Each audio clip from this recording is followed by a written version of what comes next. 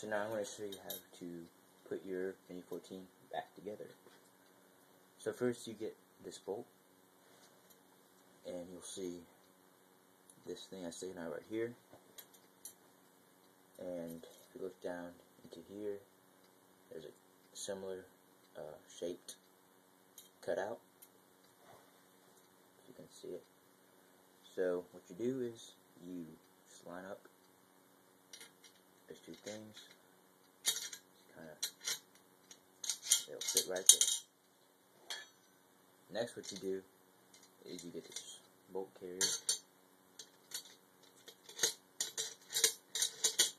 It'll fit on just like that. Next you get the spring, put it in there, and see there's a little thing sticking out right here. There's also going to be a hole right there. You just put that in the hole.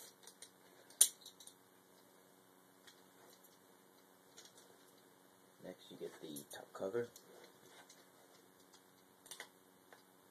Put it in there. Just push down, and it'll snap right on. Next you put the stock on. Now when you put the stock on, it's kind of hard to do it while this is right here. So what I like to do is put the stock on a little bit.